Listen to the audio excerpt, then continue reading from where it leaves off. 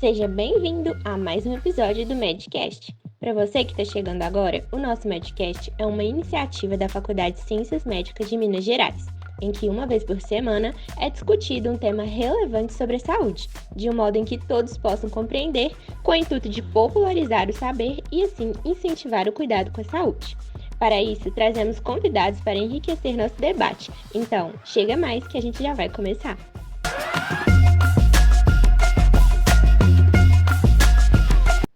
No episódio de hoje, falaremos sobre o adenocarcinoma de próstata, popularmente conhecido como câncer de próstata, uma doença que é muitas vezes negligenciada pelos homens e que, se detectada precocemente, pode diminuir os óbitos pela doença. Os nossos convidados de hoje são a doutora Isadora Fernandes, especialista no tratamento do adenocarcinoma de próstata, e a senhora Ana Paula, que infelizmente perdeu seu marido diagnosticado tardiamente com a doença, e vai nos relatar um pouco mais sobre essa sua trajetória. Boa tarde, convidadas! Daqui a pouco vocês terão um tempo e fiquem à vontade para se apresentar melhor aos nossos ouvintes. Antes disso, eu gostaria de dizer que nós deixamos uma caixinha com dúvidas abertas nas nossas redes sociais do podcast e vamos realizar as perguntas mais votadas pelos ouvintes. A primeira é para a doutora Isadora, e os ouvintes estão muito interessados em saber quais seriam os sintomas típicos da doença e como desconfiar dela, ou seja, como desconfiar do câncer de próstata. Boa tarde a todos que estão nos ouvindo.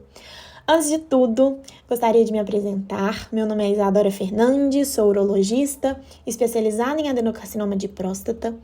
E hoje vim aqui com muito prazer, a convite dos alunos da Faculdade de Ciências Médicas, para explicar um pouco mais sobre essa doença tão terrível que acomete 1 de cada 6 homens acima de 50 anos. Mais de 71 mil brasileiros são diagnosticados todos os anos com a neoplasia maligna da próstata. O que faz, diante desses números tão altos, que essa doença seja o segundo tipo de câncer mais comum entre os homens do nosso país. E a partir daí a gente percebe o quanto o câncer de próstata está presente na nossa sociedade. E por isso nós precisamos conhecer os detalhes desse problema e saber como evitá-lo e as maneiras de diagnosticá-lo rapidamente, o que se faz tão importante. Então, bem, para responder a primeira pergunta que foi nos enviada, precisamos entender melhor sobre o adenocarcinoma de próstata, que é um tipo de câncer de próstata. Mas, bem, o que é a próstata? Antes de tudo, vale entender melhor o funcionamento dessa glândula, que apenas os homens possuem. Ela tem um formato de uma maçã pequena e se localiza abaixo da bexiga, na frente do reto. A função dessa próstata é produzir parte do sêmen, que é o líquido que leva os espermatozoides até o pênis, para a ejaculação. E ela também contribui com o fluxo urinário adequado. Assim, chamamos de adenocarcinoma de próstata o tipo de câncer de próstata que ocorre nessas células glandulares. Agora que a gente entendeu um pouquinho sobre essa neoplasia, vamos falar então sobre quais são os sintomas. Bem, o que é importante de ser dito é que raramente esse paciente vai ter os sintomas quando essa doença está em estágio inicial. No entanto, quando já em estágios mais avançados, vão surgindo uma série de sintomas que a gente pode listar aqui, como um líquido seminal com sangue, a impotência sexual, uma micção frequente durante dia e noite. E essa micção frequente ela pode ser acompanhada de dor e muita ardência. Um fluxo urinário fraco ou interrompido, além de uma dormência e uma fraqueza nos pés e nas pernas.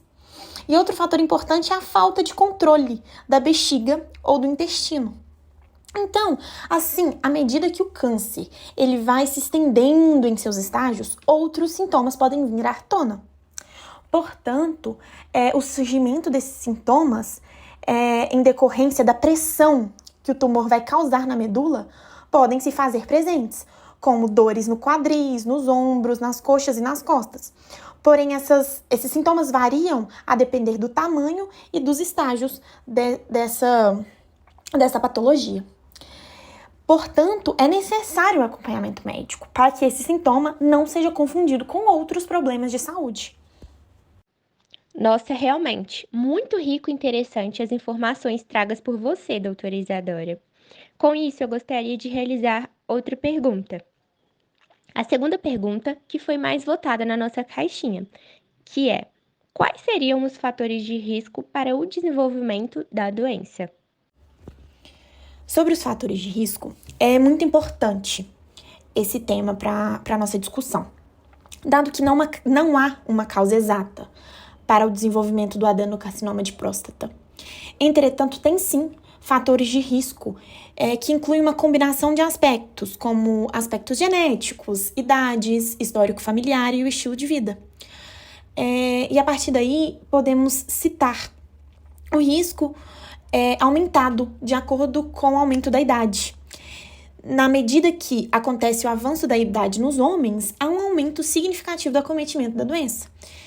E existe também o histórico familiar. Então, se há parentes de primeiro grau, como pais ou irmãos, com esse histórico de câncer de próstata, há sim um maior risco de ser desenvolvido no paciente. Outro ponto de fator de risco é a dieta. Homens que possuem uma dieta rica em gorduras e pobres em frutos e vegetais, infelizmente, têm uma maior predisposição. E também ao fato de que homens obesos, eles possuem mais chances de desenvolver o adenocarcinoma de próstata mais agressivo. E além disso, por fim, nós temos também certas mutações genéticas hereditárias, como as encontradas em certos genes, que estão associadas a um maior risco de câncer de próstata. E por isso, é importante que isso seja enfatizado, que por mais que tenha esses fatores de risco, isso não significa necessariamente que vá desenvolver um câncer de próstata, mas que tem-se uma possibilidade aumentada. E, portanto, devido a isso, é fundamental manter-se informado sobre esses fatores e fazer os exames regulares, especialmente se houver esse histórico, como a gente comentou anteriormente, esse histórico familiar da doença.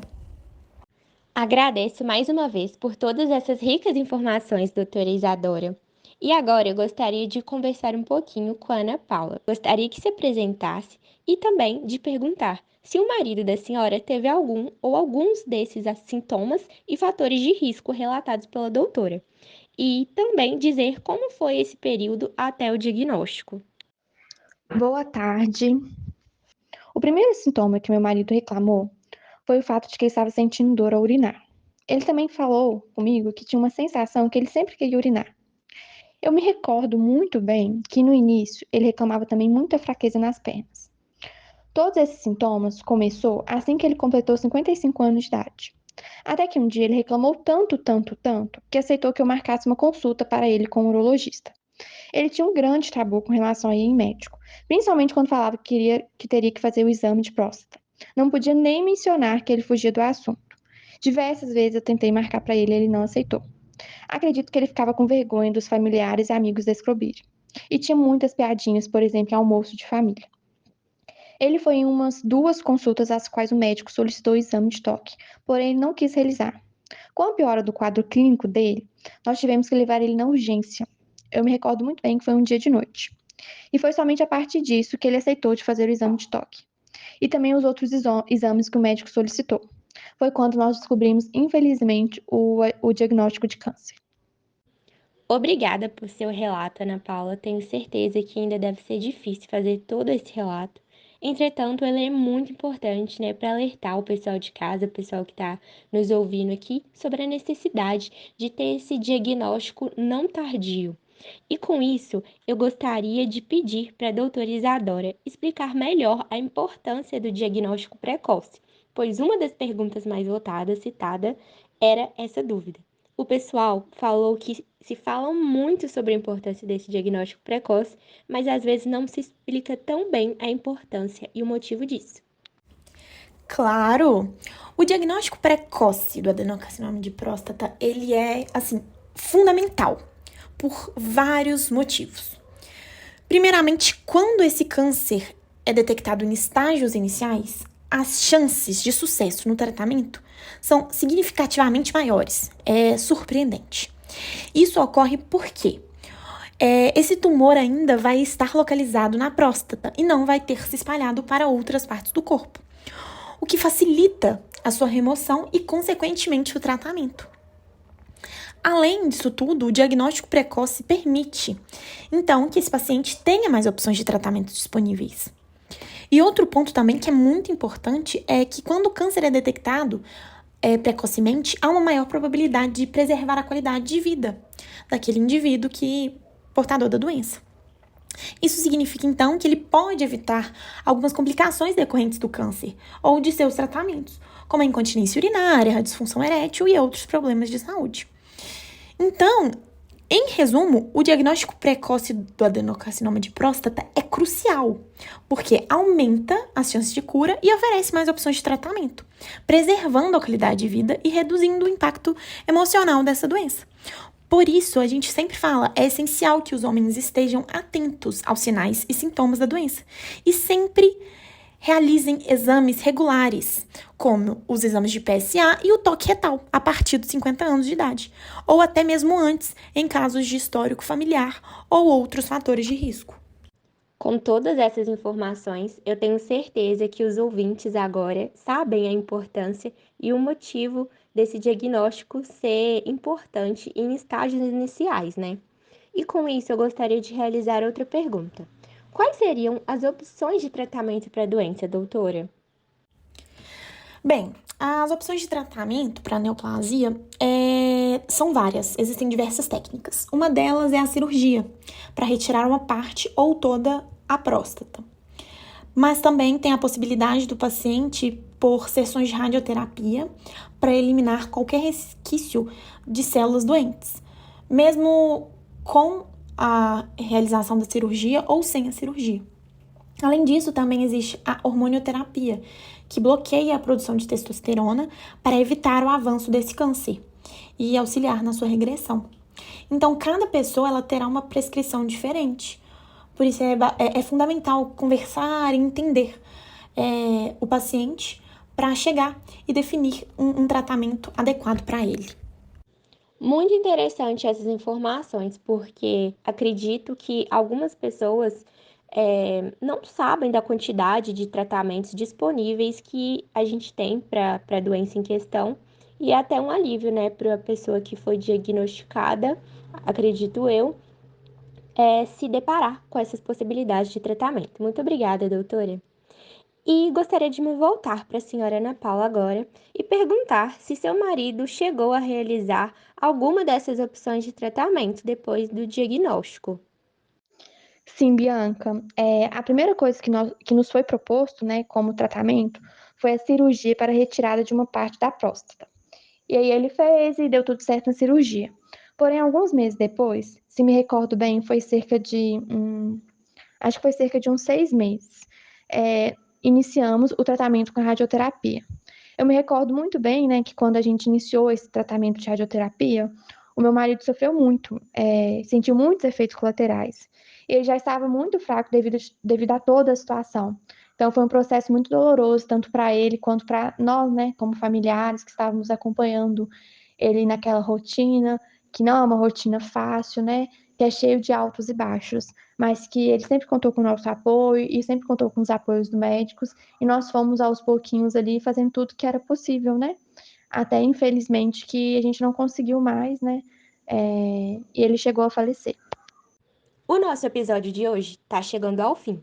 Com isso, eu gostaria de agradecer imensamente às nossas convidadas, a doutora por poder nos explicar melhor os aspectos científicos da doença e a convidada Ana por compartilhar sobre sua vivência e história com a perda de um ente querido devido ao câncer de próstata, pois a gente sabe que não é uma situação fácil de se relatar. Muito obrigada, Ana. Peço que sigam nossos convidados em suas redes sociais, que estarão disponíveis no link da nossa página. E agradeço por vocês terem ouvido até o final.